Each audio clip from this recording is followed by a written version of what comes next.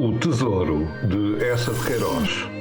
Os três irmãos de Medranhos, Rui, Guandes e Rostaval, eram, em todo o reino das Astúrias, os fidalgos mais famintos e remendados. Nos seus passos de Medranhos, já em ruínas e sem vidraças nem telhas, passavam os invernos engelhados nos seus pelotes, batendo as solas rotas na cozinha fria, junto a uma lareira vasta e sempre negra. Ao escurecer, a sua refeição era uma côdea de pão negro esfregada com alho. Depois, sem candeia, abria um caminho pela neve até à estrebaria para aproveitar o calor das três éguas lazarentas que, tão esfaimadas como eles, roiam a manjedoura vazia. A miséria tornara estes senhores mais brevios que lobos.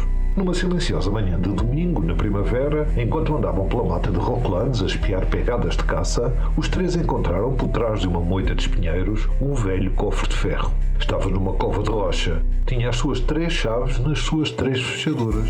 Sobre a tampa, quase ilegível sob a ferrugem, via-se um dístico em letras árabes. E dentro, até às bordas, estava cheio de dobrões de ouro. No terror e esplendor da emoção, os três ficaram mais lívidos do que sírios. Mergulharam furiosamente as mãos no ouro, riram ruidosamente, mas logo recuaram, encarando-se de súbito, com os olhos a flamejar numa desconfiança desabrida. Guandes e Rostaval já apalpavam as facas nos cintos. Então Rui, o mais avisado, ergueu os braços como um árbitro e decidiu que o tesouro pertencia aos três e que entre eles se repartiria rigidamente. Mas como carregar o cofre? Concluíram que um deles devia descer à vila vizinha de Retortilho, não para levar o ouro, mas para comprar 3 alforjes de couro, cevada para as éguas e comida e vinho para eles, pois não comiam desde a véspera. Assim refeitos, ensacariam o ouro e subiriam para Medranhos sob a segurança da noite. Bem tramado, gritou Rostaval, o mais alto, de longa gadelha e bárbara negra. Mas Guandes não se arredava do cofre, enrugado e desconfiado. Por fim disse brutalmente: Manos, o cofre tem 3 chaves. Eu quero fechar a minha fechadura e levar a minha chave. Eu também quero a minha, mil raios, rugiu logo Rostaval. Rui sorriu e anuiu: De certo, de certo. A cada dono do ouro cabia uma das chaves. Em silêncio, agachados, cerraram as suas fechaduras com força. Imediatamente Guandes saltou para a égua e meteu-se pela vereda de Olmos a caminho de Retortilho, atirando aos ramos a sua cantiga dolente. Olé, olé, sale la cruz de la iglesia vestida de negro luto. Na clareira, Rui e Rostaval sentaram sobre um velho pilar de granito tombado, junto a um tanque de água clara, com os seus tremendos espadões entre os joelhos. Rostaval, olhando o sol, bocejava de fome. Então Rui, o manso, começou a ponderar em voz alta. Que sorte ruim a de Guandes ter vindo com eles. Se tivesse ficado em Medranhos, o ouro seria dividido apenas por 2. Grande pena, disse Rui, tanto mais que a parte do Guandes seria em breve gasta em rufiões pelas tabernas. E continuou: Rostaval, se Guandes passado aqui sozinho tivesse achado este ouro, não dividia connosco. O outro rosnou com furor, puxando as barbas. Não, mil raios, Guandes é sôfrego. O ano passado, quando ganhou 100 ducados, nem me emprestou 3 para um gibão novo. Vês tu? Exclamou Rui, com os olhos a brilhar. A mexer, e eram levados pela mesma ideia. E para quê? Prosseguia Rui. Para que lhe serve todo o ouro que nos leva? Tu não o ouves tossir de noite? O chão em volta da sua palha está negro do sangue que escarra. Não dura até às próximas neves, Rostaval. Mas até lá terá dissipado os dobrões que deviam ser nossos. Pois que morra e morra hoje, bradou Rostaval. Queres? Rui agarrou-lhe o braço e apontou para a vereda. Logo adiante, no fim do trilho, há um sítio bom nos silvados. E has de ser tu, que és o mais forte. Um golpe de ponta pelas costas. É a justiça de Deus que sejas tu. Pois muitas vezes, nas tavernas, Guandes tratou de cerdo e de torpe. Malvado, respondeu Rostaval. Vem! Embrenharam-se por trás de um silvado que dominava o atalho. Rostaval já tinha a espada nua, sentiram o repique dos sinos de Retortilho. Enfim, ouviram a cantiga rouca na vereda. Olé, olé, sale la cruz de la iglesia. Rui murmurou: na ilharga, mal que passe. O choto da égua bateu no cascalho. Uma pluma vermelha surgiu entre as silvas. Rostaval rompeu entre a sarça e atirou o braço. A longa espada embebeu-se molemente na ilharga de Guandes, que se virara bruscamente ao ouvir o rumor. Com um arranque surdo, tombou entre as pedras. Rui já se lançava aos freios da égua, enquanto Rostaval, caindo sobre o irmão que arquejava, lhe mergulhava de novo a espada no peito e na garganta. A chave! Gritou Rui. Arrancaram a chave do seio do morto e fugiram pela vereda. De volta à clareira, Rostaval, com a espada ainda nua, debruçou-se sobre o tanque e lavou ruidosamente a face e as barbas. A égua de Guandes, quieta, começou a pastar, carregada com os alforjes novos. Do mais largo surgiram 2 gargalos de garrafas. Então Rui lentamente tirou do cinto a sua larga navalha. Sem um ruído, deslizou por trás de Rostaval, que resfolgava com as barbas a pingar, e serenamente, como se pregasse uma estaca, enterrou a folha toda no largo do osso dobrado, certeira sobre o coração. Rostaval caiu sobre o tanque sem um gemido, com a face na água. Para tirar a terceira chave da sua escarcela, Rui teve de soerguer o corpo, e um sangue grosso jorrou, fumegando. Agora as 3 chaves eram dele. Só dele. Rui alargou os braços, respirando deliciosamente. Quando a noite descesse, com o ouro nos alforjes, subiria a Medranhos. Quando ali na fonte e nos silvados só restassem ossos sem nome, ele seria o magnífico senhor de Medranhos e mandaria dizer missas pelos seus 2 irmãos mortos pela peleja contra o turco. Abriu as 3 fechaduras, pegou um punhado de dobrões e fez-los retinir. Ouro puro, o seu ouro. Depois foi examinar os alforjes. Encontrou 2 garrafas de vinho e um gordo capão assado. Sentiu uma fome imensa. Com que delícia se sentou na relva. Guanes fora um bom mordomo, nem se esquecera das azeitonas. Rasgou uma asa do capão e devorou-a. A tarde descia. Rui ergueu uma garrafa de vinho à luz e bebeu em sorvos lentos. Oh, vinho bendito, pensou, sentindo o sangue a aquecer. Atirou a garrafa vazia e destapou a outra. Mas como era avisado, não bebeu. A jornada requeria firmeza. De repente, sentiu um lume vivo acender-se no peito, subindo até à garganta. Rasgou o gibão, atirando passos incertos a suar um suor horrendo que o regelava. Oh, Virgem Mãe, outra vez o lume mais forte a roê-lo. Gritou: socorro, Guanes, Gostraval!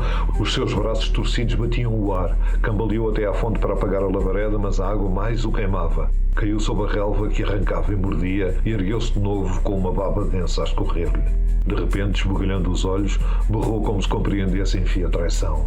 É veneno. Oh, Dom Rui, o avisado, era veneno, porque Guanes, mal chegar a retortilho, correra a uma viola comprar ao velho droguista judeu o veneno que, misturado no vinho, o tornaria a ele, somente a ele, o dono de todo o tesouro. Anoiteceu.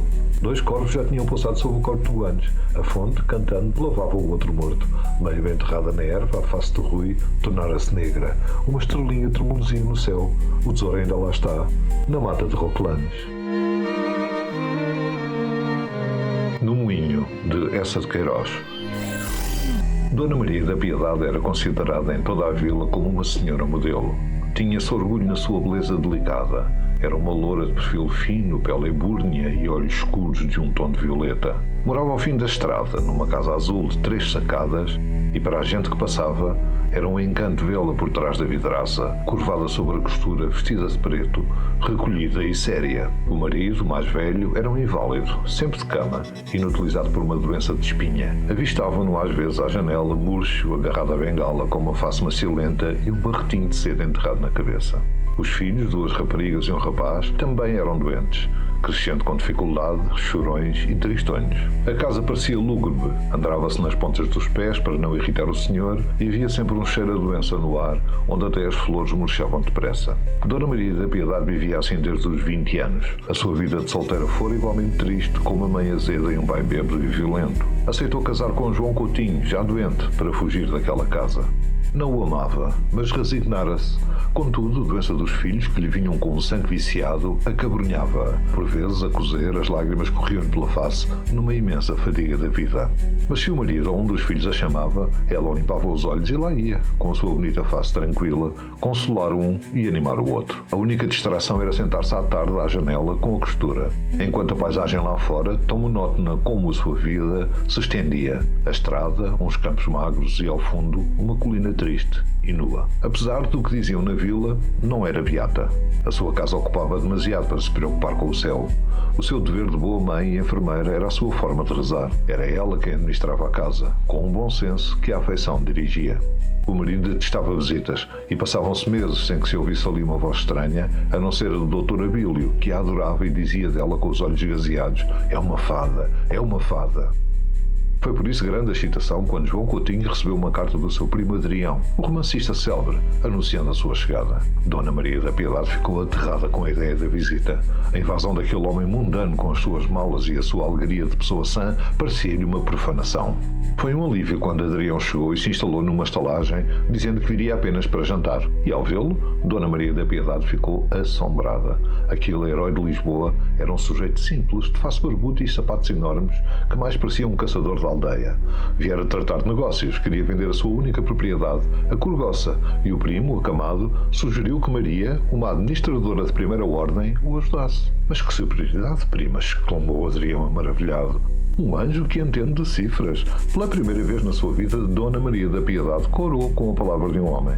No dia seguinte foram ver a fazenda. Partiram a pé. A princípio ela sentia-se acanhada, mas lentamente a conversa de Adrião tranquilizou-a. Ele lamentou a tristeza da casa dela, sugerindo que as crianças precisavam de ar e de sol. Ela escutava, sentindo por ele uma simpatia crescente. De volta, ele ia impressionado por aquela criatura tão doce e triste.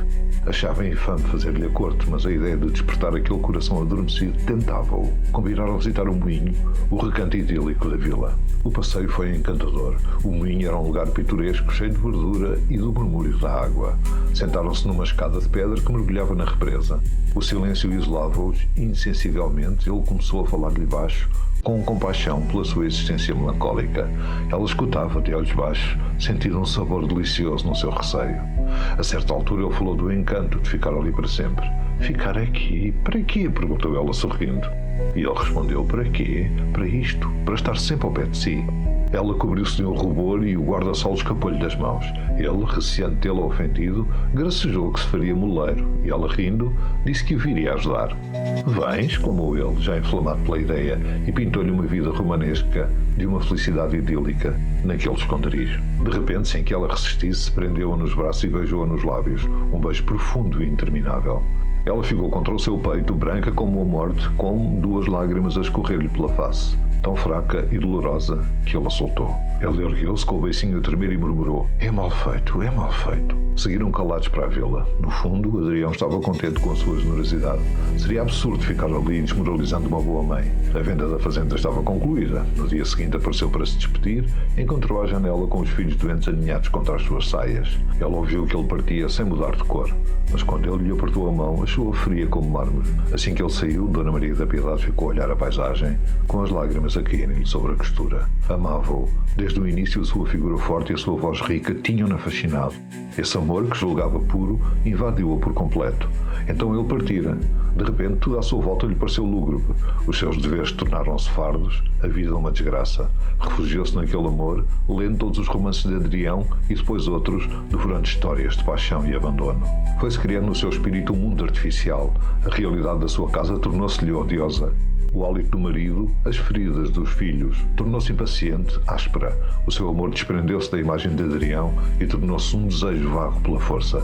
Ansiava por 2 braços de aço que a apertassem, por lábios de fogo que lhe chupassem a alma. Tornara-se uma histérica. A santa tornava-se Vênus. O romantismo mórbido desmoralizou-a tão profundamente que bastaria que um homem lhe tocasse para ela lhe cair nos braços. E foi o que sucedeu. Com o primeiro que a namorou, era um praticante da botica. Por causa dele, escandalizou toda a vila. E agora, deixa a casa numa desordem, os filhos sujos, o marido a gemer abandonado, para andar atrás do homem. Um manganão odioso e sebento que lhe pede dinheiro para sustentar outra. O suave milagre de Essa de Queiroz.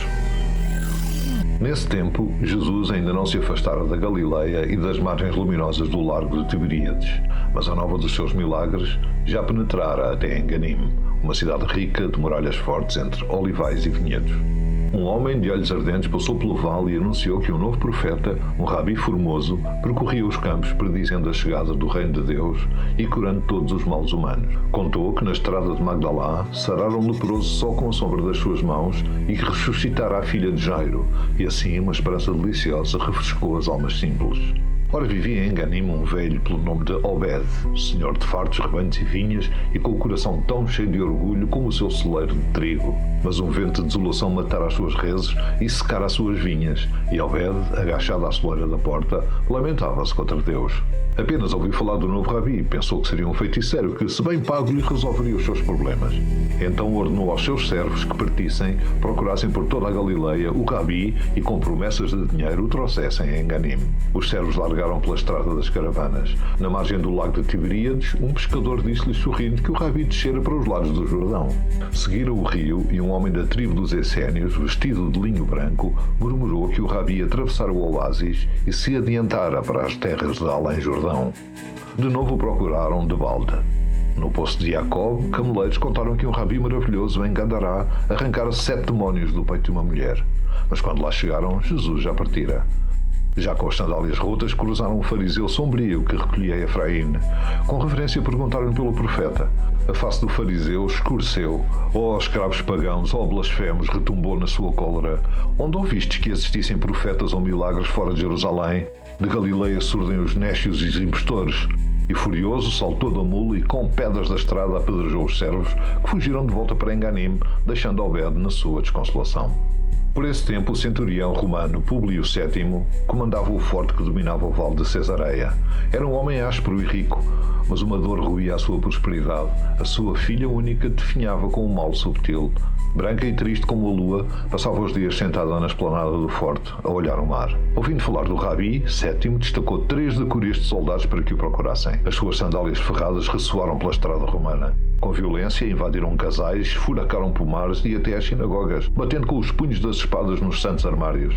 Nas cercanias de Hebron, arrastaram solitários pelas barbas para fora das grutas. A gente dos campos fugia espavorida. Assim erraram até a Ascalon, mas não encontraram Jesus. Uma madrugada, perto de Cesareia, avistaram sobre um outeiro um templo com um pórtico de mármore.